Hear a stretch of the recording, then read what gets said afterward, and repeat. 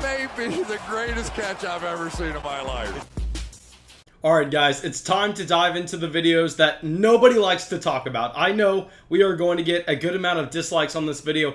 I don't care, because when I bring up your player, just know I did have a good amount of thought behind this. There is a reason I am saying to sell these players. I will say there are a couple guys on this list that I actually listed as buy lows a few weeks ago, and I know some people are going to say, Mason, this is horrible. You told me to buy this player low or get them off my waiver wire 3 weeks ago. Why are you going to tell me to sell them high now? And it's, guys, everything in fantasy football is about value. I just say you go out there, and I think that this orange should be worth $5. You go and pay $3 for it, and then the next week, that orange is still worth $5, but someone's willing to pay you $7.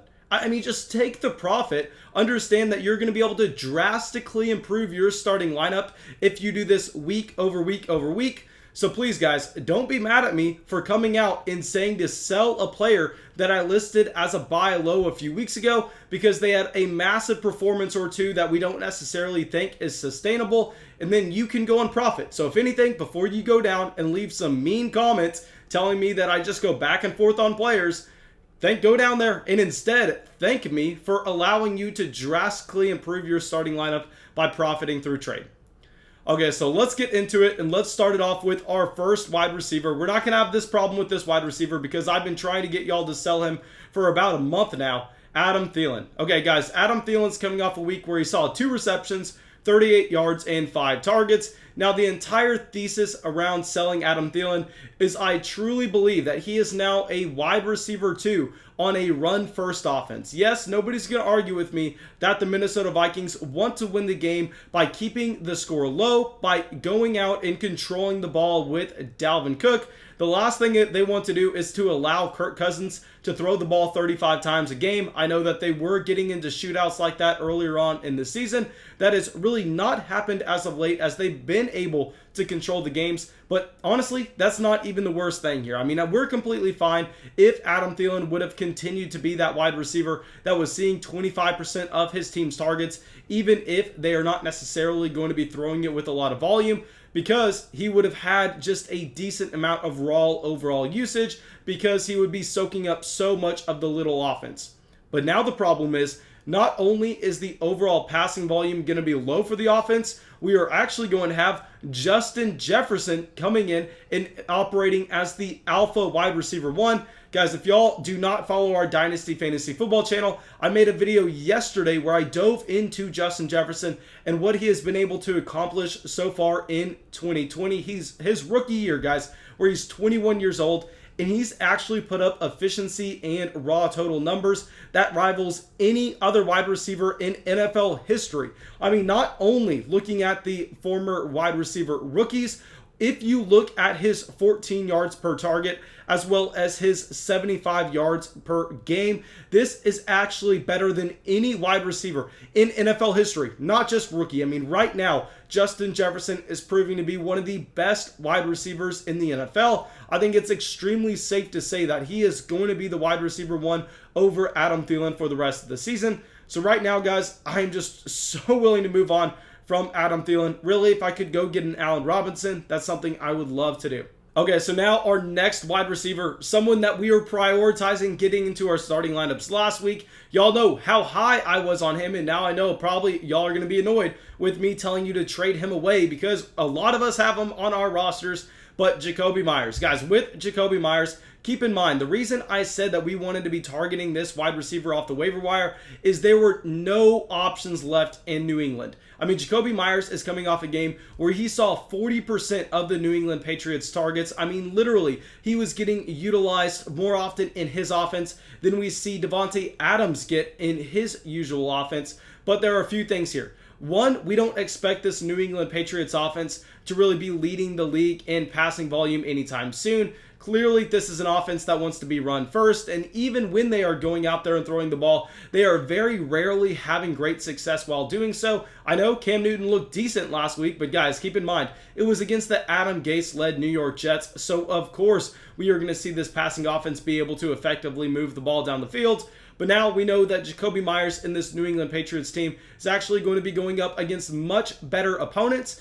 And while we are going to be expecting Jakobi Meyers to be a much better option over N'Keal Harry, we cannot ignore the fact that N'Keal Harry is going to be active in Week 10. We're probably going to have Julian Edelman coming back sooner rather than later as well. So with Jakobi Meyers, I just don't think the targets are going to be there, where I think it makes a ton of sense if you can use him in a package to make sure you're getting a long-term upgrade at a starting lineup spot, to just move on, take the profit where you got it. Hopefully you also got his points last week. He looks absolutely fantastic. Just, I don't want to believe in the offense. He is not going to be seeing this type of target share every single week. And I think generally, if we can get a wide receiver off the waiver wire and then flip him immediately when he has another player coming into this offense for a profit, it's going to be a winning strategy over a long sample.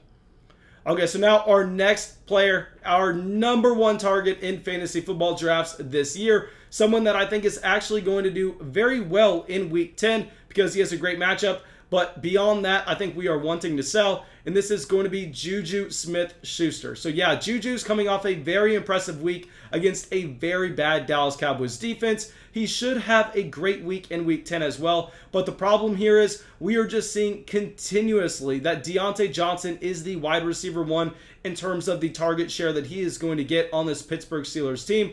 Literally, Deontay Johnson coming off a game where he saw double-digit targets while Juju Smith-Schuster was operating in the better area of the football field. I just think that we have to clearly acknowledge now that Juju could easily be the wide receiver 2 every single week for this Pittsburgh Steelers team. And if that is going to happen when we are seeing a significant amount of production go to as well Deontay Johnson and Chase Claypool, I think this is going to limit the upside to Juju Smith-Schuster, where he still definitely has that high floor of a low-end wide receiver 2. I think it's going to be extremely difficult for him to ever be able to come out and provide us wide receiver 1 production unless we see an injury to either Chase Claypool or to Deontay Johnson. So at this point, we're looking at Juju being a wide receiver 2 that's maybe a handcuff with some upside.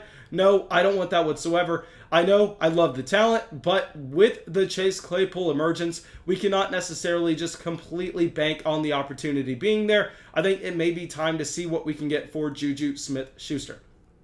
Okay, so now our next wide receiver, someone that I've been begging y'all to sell all week now, Travis Fulgham. Guys, I just want to reiterate, we are seeing so many weapons get added back to this Philadelphia Eagles offense, where I would not be too surprised if we saw Travis Fulgham come out and perform just a wide receiver 2 week against the New York Giants in Week 10.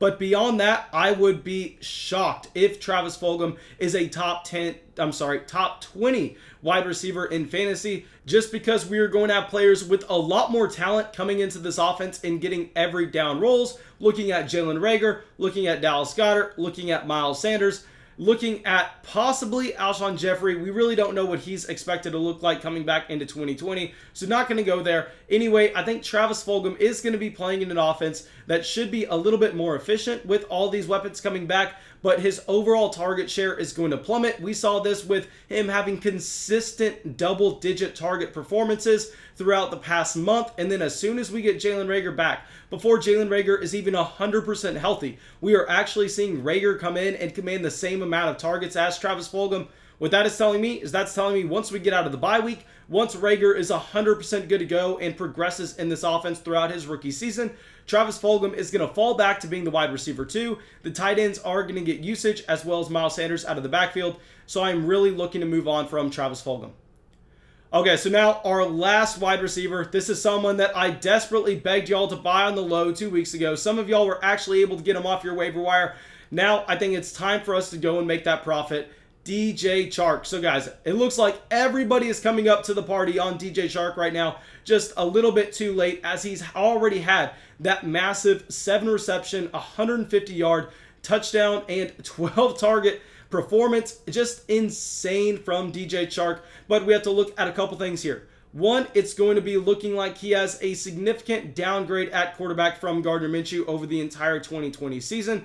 Really don't think that Jake is going to be able to provide DJ Chark that consistent production that we would have seen with a Gardner Minshew. Y'all know by no means was I a massive Gardner Minshew fan. We actually don't have him on a single Dynasty Superflex team for a reason, but I still have to acknowledge the fact that Minshew would have been a better quarterback for DJ Chark over the rest of the 2020 season. On top of that, DJ Chark had this massive performance in the best situation possible. We know that the Houston Texans have a horrendous defensive backfield, and on top of that, we actually see their top defensive back miss week 9, which vaults up DJ Chark into this elite level performance. So now with everyone getting excited about DJ Chark, I think maybe this is the time to just cash out. If you could trade DJ Chark plus a small piece to get a Terry McLaurin, that's something that I would love to do.